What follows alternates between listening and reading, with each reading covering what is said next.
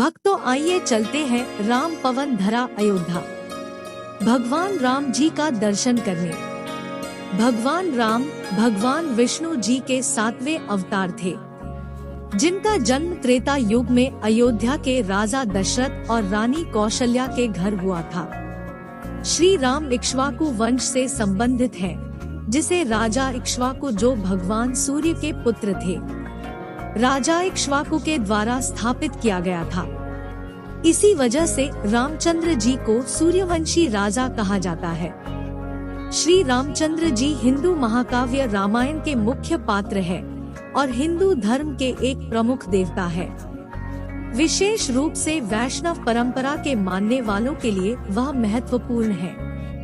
एक शाही परिवार में जन्मे भगवान राम के जीवन को अप्रत्याशित परिस्थितियों जैसे 14 साल के वनवास और कई नैतिक दुविधाओं और नैतिक सवालों से आजीवन चुनौती का सामना करना पड़ा। श्री राम जी के रूप में विष्णु जी का मानव अवतार हुआ और उन्होंने जो कष्टों का सामना किया, उससे साबित होता है कि सतोगुण विष्णु जन्म और मृत्यु के चक्र में है, वह शाश्वत नहीं है। एक समय में भगवान विष्णु अपने निवास स्थान वैकुंठ में शेषनाग की शैया पर विश्राम करते हैं, तो दूसरी ओर वे पृथ्वी पर अवतार लेते हैं और मानव जन्म में दोह भोगते हैं।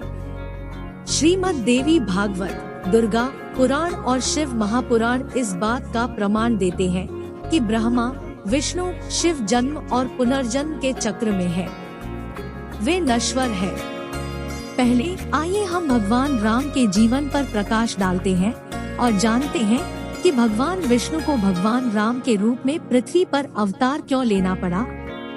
नारद मुनि का भगवान विष्णु को श्राप देना। एक बार ऋषि नारद जी ने घोर तपस्या की और उन्हें घमंड हो गया कि उन्होंने विषय विकारों पर विजय प्राप्त कर ली है। तपस्या पूरी करने के बाद वह अपने पिता भगवान ब्रह्मा से मिलने गए और उन्हें अपने उसी विश्वास से अवगत कराया। भगवान ब्रह्मा ने नारद जी से भगवान विष्णु जी से इस बारे में चर्चा नहीं करने के लिए आग्रह किया।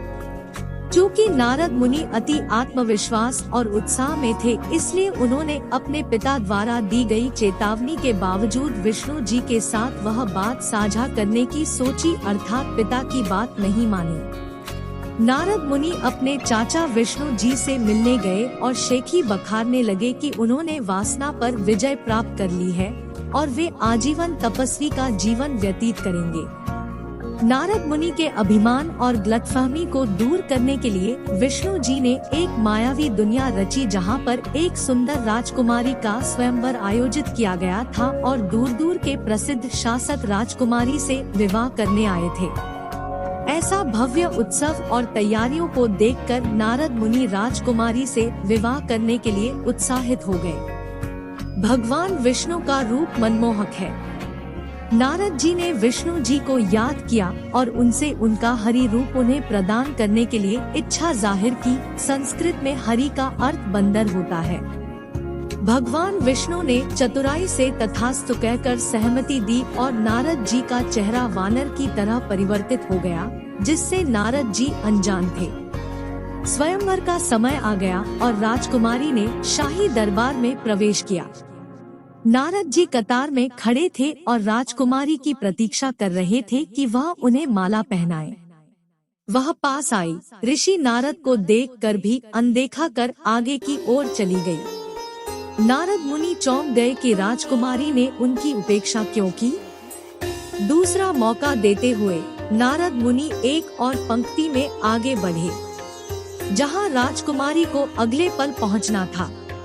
दूसरी बार भी राजकुमारी ने नारद जी को नजरअंदाज कर दिया। तब उनके पास खड़े किसी व्यक्ति ने नारद जी के बंदर रूप का मजाक उड़ाया, जिससे नारद मुनि नाराज हो गए। तब उग्र नारद मुनि ने भगवान विष्णु को श्राप दिया, तुम अपनी पत्नी के वियोग में एक पूरा मानव जीवन व्यतीत करोगे और मेरी ही भांति वियोग का दर्द झेलोगे और बंदर जैसे मुख वाले प्राणी तुम्हारी मदद करेंगे। आइए हम भगवान राम के जीवन पर और जानते हैं कि भगवान राम का 14 वर्ष का वनवास क्यों लेना पड़ा। भगवान राम का 14 वर्ष का वनवास श्री रामचंद्र जी की सौतेली माँ कैकेयी ने अपने पति राजा दशरथ को आदेश दिया कि वह रामचंद्र जी को 14 वर्ष के लिए राजगद्दी का अपना अधिकार त्यागने और वनवास जाने का फरमान सुनाए। एक आदर्श पुत्र के रूप में रामचंद्र जी ने पूर्ण समर्पण के साथ अपने पिता के अनिच्छुक निर्णय को स्वीकार कर लिया और अपनी पत्नी सीता और छोटे भाई लक्ष्मण के साथ 14 वर्ष के लिए अयोध्या छोड़ वन की ओर प्रस्थान किया। नारद मुनि का श्राप सत्य प्रतीत होने लगा। यह सब शैतान ब्रह्मकाल का जाल था। ऋषि वाशिष्ठ जी विद्वान थे, जिन्होंने पूर्ण आध्यात्मिक और ज्योतिषीय गणना की और राम और सीता के विवाह के लिए सबसे शुभ समय निर्धारित किया ताकि वे एक सुखद वैवाहिक जीवन जी सके।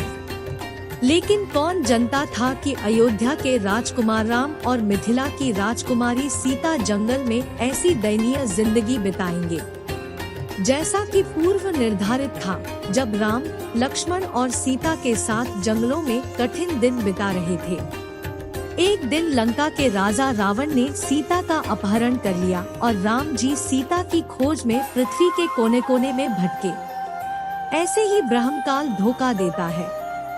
रावण के मामा मारीची ने स्वर्ण मृग का रूप धारण कर लिया। सीता मोहित हो गई और वह उस मायावी मृग को पाना चाहती थी जो सीता के अपहरण का कारण बन गया। ब्रह्मा काल का जाल जब भगवान राम ने देवी पार्वती को पहचान लिया था। जब भगवान राम सीता जी के खो जाने का शोक मना रहे थे, तब शिव जी शिवलोक में देवी पार्वती के साथ अपने बड़े भाई विष्णु जी राम को देख रहे थे। शिव जी ने उन्हें प्रणाम किया। तब पार्वती जी ने शिव जी से पूछा, भगवान आपने किसको प्रणाम किया? शिव जी ने कहा, पृथ्वी पर एक संत के रूप में प्रच्छन्न मनुष्य वास्तव में भगवान विष्णु है। उसकी पत्नी सीता खो गई है, इसलिए विष्णु जी उदास है। देवी पार्वती को शंकर जी की यह बातें सुनकर आश्चर्य हुआ। भगवान कैसे रो सकते हैं और कैसे असहाय हो सकते हैं? देवी पार्वती ने कहा, मुझे विश्वास नहीं होता, मैं विष्णु जी की परीक्षा लूंगी।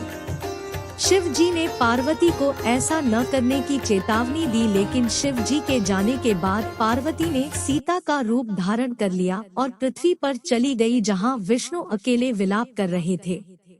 जिस क्षण पार्वती जी श्री राम के सामने गई, उन्होंने पार्वती जी को पहचान लिया कि वह सीता नहीं बल्कि देवी पार्वती है और उन्होंने पूछा, माता आप अकेली कैसे आई? शिव जी को कहाँ छोड़ आई? पहचान होने की वजह से देवी पार्वती बेहद शर्मिंदा हुई। जब वह वापस गई तो भगवान शिव ने आसानी से पहचान लिया कि देवी पार्वती ने उन्हें धोखा दिया है और दी गई चेतावनी के बावजूद वे विष्णु जी की परीक्षा लेने गई थी। शिव जी नाराज हो गए क्योंकि देवी पार्वती ने उनके बड़े भाई की पत्नी सीता जी का रूप धारण किया था, इसलिए उन्होंने पार्वती जी को अपनी पत्नी स्वीकार करने से इनकार कर दिया, क्योंकि अब वह मां के रूप में सम्मानित है। इसके बाद हताश शिव तपस्या के लिए चले गए। माता पार्वती को अपने किए का पछतावा हुआ, लेकिन तब तक बहुत देर हो चुकी थी। वह भी शिवलोक छोड़कर अपने माता पिता के घर पर रहने के लिए चली गई। जब देवी पार्वती अपने माता पिता के घर गई तो उन्होंने देखा कि उनके पिता दक्ष ने एक भव्य धार्मिक यज्ञ का आयोजन किया है, जिसमें उन्होंने सभी देवताओं, प्रसिद्ध राजाओं, संतों आदि अनेक गणमान्य व्यक्तियों को आमंत्रित किया हुआ है। लेकिन भगवान शिव और उनकी उपेक्षा की। दक्ष ने शिव पार्वती के विवाह से खुश नहीं होने के कारण पार्वती का अपमान भी किया। अपने पिता के व्यवहार से क्रोधित पार्वती अग्नि कुंड में कूद गई और खुद को जला दिया। जब शिव जी को इस बारे में पता चला तो उन्होंने दक्ष के सिर को काट दिया। भगवान राम का राजा बाली को मारना। वानर राज बाली किष्किंधा का राजा और सुग्रीव का बड़ा भाई था। बाली का विवाह वानर वैधराज सुषेण की पुत्री तारा के साथ संपन्न हुआ था। तारा एक अप्सरा थी। बाली के पिता का नाम वानर श्रेष्ठ ऋक्ष था। बाली के धर्मपिता देवराज इंद्र थे। बाली का एक पुत्र था जिसका नाम अंगद था। बाली गदा और मल्ल युद्ध में पारंगत था। उसमें उड़ने की शक्ति भी थी। धरती पर उसे सबसे शक्तिशाली माना जाता था। बाली को उसके धर्मपिता इंद्र से एक स्वर्ण हार प्राप्त हुआ था। इस हार की शक्ति अजीब थी। इस हार को ब्रह्मा में मंत्रयुक्त करके यह वरदान दिया था कि इसको पहनकर बाली जब भी रणभूमि में अपने दुश्मन का सामना करेगा तो उसके दुश्मन की आधी शक्ति क्षीण हो जाएगी और यह आधी शक्ति बाली को प्राप्त हो जाएगी। इस कारण से बाली लगभग अजेय था। बाली ने अपनी शक्ति के बल पर दुदुम्बी, मायावी और रावण को परास्त कर दिया था। बाली अपने भाई सुग्रीव की पत्नी को हड़प कर उसको बलपूर्वक अपने राज्य से बाहर निकल दिया था। हनुमान जी ने सुग्रीव को प्रभु श्री राम से मिलाया। सुग्रीव ने अपनी पीड़ा बताई और फिर श्री राम ने बाली को छुपकर तब तीर से वार कर दिया जब बाली और सुग्रीव में मल्ल युद्ध चल रहा था, और इस तरह बाली का वध किया। राम सेतु का निर्माण। हनुमान एक भक्त आत्मा थे। वह रामचंद्र जी द्वारा एक शांति दूत के रूप में लंका में अभिमानी शासक रावण को आत्मसमर्पण करने और सीता को राम जी को वापस लौटाने के लिए भेजे गए थे। लेकिन अहंकारी रावण ने उनकी बात को नहीं स्वीकारा और सीता को वापस करने से मना कर दिया। बाद में फिर युद्ध की यलगार हुई, परंतु अब विशाल महासागर लंका तक पहुंचने में बाधक बन गया। रामचंद्र जी लगातार 3 दिनों तक घुटनों पानी तक महासागर में खड़े रहे और समुद्र से रास्ता देने का अनुरोध किया, लेकिन सागर ने रास्ता नहीं दिया। इससे हताश होकर श्री राम ने अग्नि बाण को उठाकर पूरे समुद्र को जला देने का प्रण लिया। तब सागर ने ब्राह्मण का रूप धारण किया और हाथ जोड़कर श्री राम के समक्ष खड़े हो गए और क्षमा मांगी और श्री राम से कहा कि आपकी वानर सेना में जो 2 भाई नल और नील है, उनको अपने गुरु जी ऋषि मुनिंदर की कृपा से शक्ति प्राप्त है।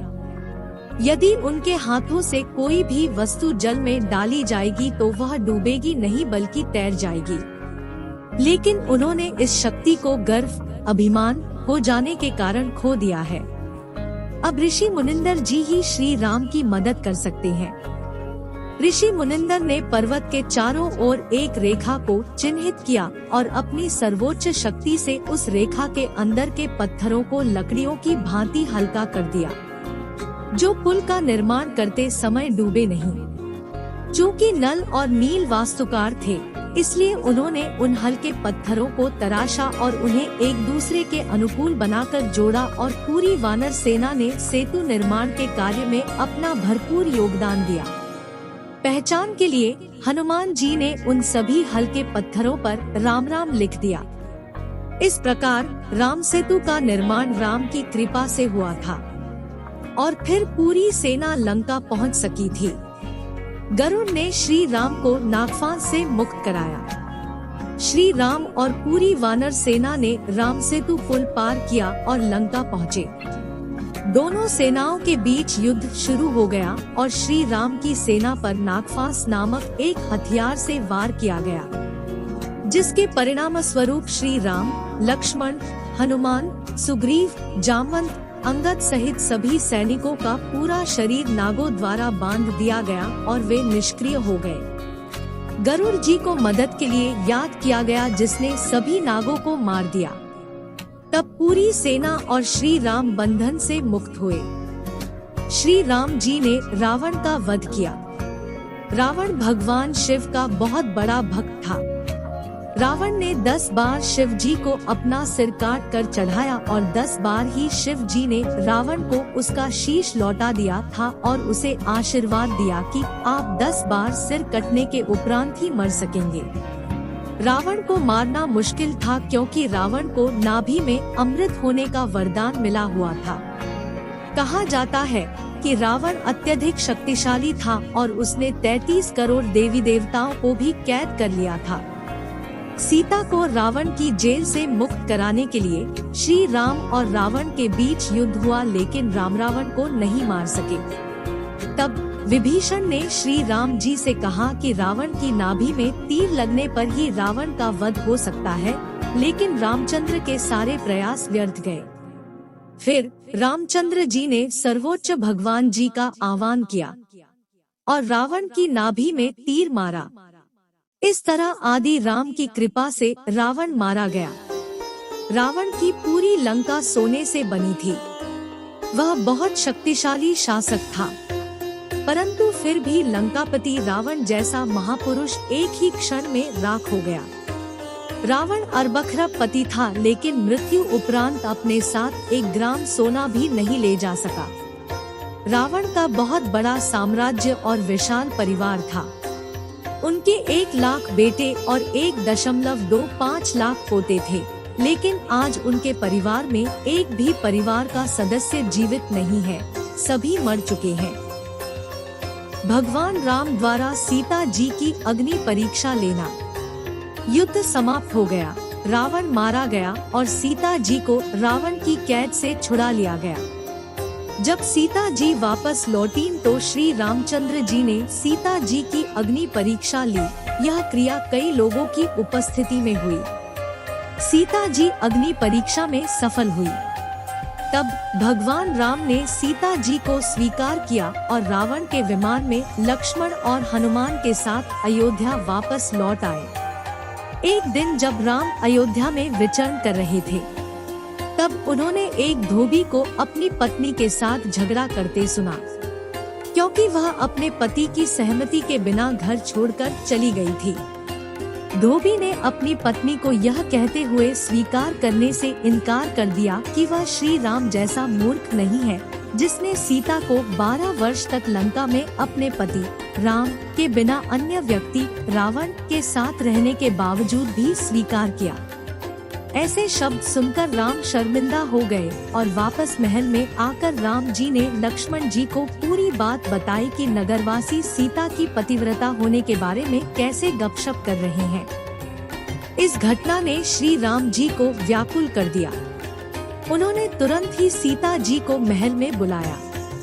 सीता जी उस वक्त गर्भवती थी, लेकिन राम जी ने इस पर कोई भी विचार नहीं किया और सीता जी को महल से निष्कासित कर दिया। सीता जी द्वारा कई बार विनती करने के बाद भी राम जी ने कोई मानवीय व्यवहार, संवेदनशीलता नहीं दिखाया। इस घटना के उपरांत सीता जी ने अपना शेष जीवन वनवास में व्यतीत किया। भगवान राम ने यह कहते हुए सभा छोड़ दी कि मैं आलोचना का विषय नहीं बनना चाहता, मेरा वंश कलंकित हो जाएगा। श्री राम और सीता जी ने वफादार भक्त हनुमान जी का परीक्षा लिया। हनुमान श्री राम के सच्चे भक्त थे।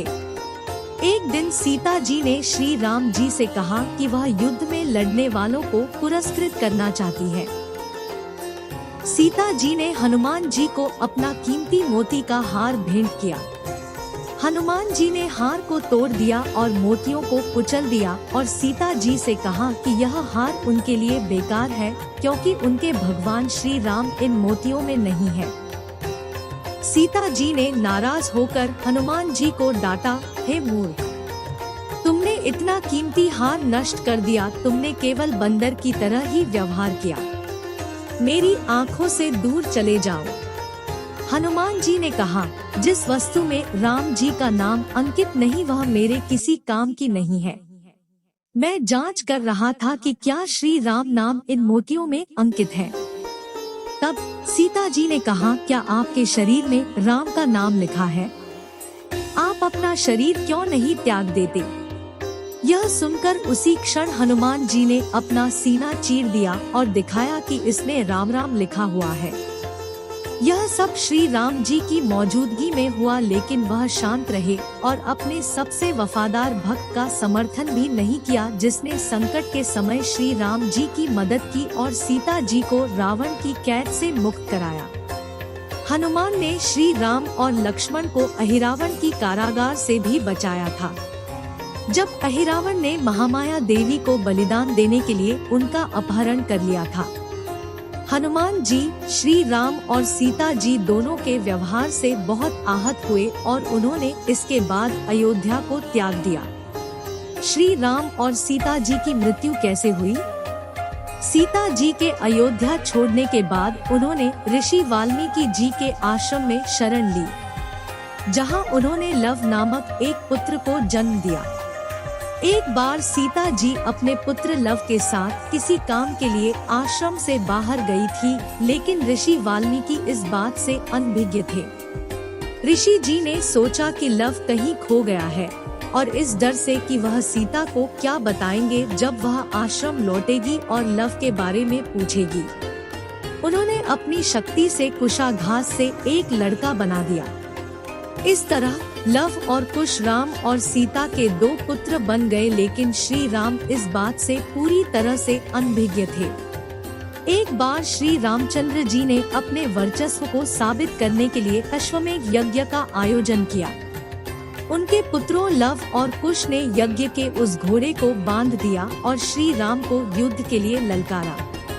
श्री राम अनभिज्ञ थे कि लव और कुश उनके पुत्र हैं। श्री राम और लवकुश का युद्ध हुआ और श्री राम को अपने ही बेटों के हाथों हार का सामना करना पड़ा। जब सीता को यह पता चला तो वह बहुत दुखी हो गई और उन्होंने श्री राम को देखने से भी इनकार कर दिया। दुख में सीता जी ने पृथ्वी में प्रवेश किया और अपना जीवन समाप्त कर लिया। इस पश्चाताप में श्री राम ने अयोध्या के पास सरयू नदी में जल समाधि लेकर अपना जीवन समाप्त किया। श्री राम और सीता जी दोनों ने दयनीय जिंदगी बिताई और दोनों की मृत्यु भी बेहद दर्दनाक थी। इस प्रकार ऋषि नारद का श्राप सत्य हुआ। विष्णु जी ने श्री राम रूप में अपने 7वें अवतार में अत्यंत दुखी जीवन व्यतीत किया। राजा बाली ने द्वापर युग में श्री राम जी से बदला क्यों लिया? आइए जानते हैं। नारद मुनि जी के श्राप के कारण विष्णु जी को श्री राम रूप में त्रेता युग में पूरा जीवन संघर्ष में बिताना पड़ा। भगवान विष्णु ने द्वापर युग में श्री कृष्ण के रूप में जन्म लिया और बाली की आत्मा ने भी जन्म लिया। वह उस समय एक शिकारी था जिसने श्री कृष्ण के चरणों के पद्म को गलती से एक हिरण की आंख मान लिया और श्री कृष्ण के पैर में विषाक्त तीर मार दिया, जिससे कृष्ण जी की मृत्यु हो गई थी। इस तरह ब्रह्मकाल द्वारा रचित प्रतिशोध पूरा हुआ। जब तक कि आत्मा राम की शरण में नहीं आती है और सत्य साधना करके पूर्ण मोक्ष प्राप्त नहीं होता है, इसलिए मानव जीवन के लक्ष्य को अर्थात मोक्ष प्राप्त करने के लिए जीवन में गुरु धारण करना और सत्य साधना करना अति आवश्यक है। भक्त श्री रामचंद्र की याद में दशहरा, दिवाली और राम नवमी जैसे त्योहार मनाते हैं और रामायण का पाठ भी करते हैं। वे मंत्रों का उच्चारण करते हैं और रामचंद्र जी की पूजा करते हैं, जैसे ओम राम भद्राय नमः, ओम रामचंद्राय नमः, ओम रघुकुंभ्य नमः, ओम जानकी वल्लभाय नमः, हरे राम राम राम हरे हरे, श्री राम जय राम रघु राम। ईश्वर अज्ञानियों से दूर होते हैं और उनके साथ होते हैं जो आदि राम की सच्चे मंत्रों के जाप से भक्ति करते हैं।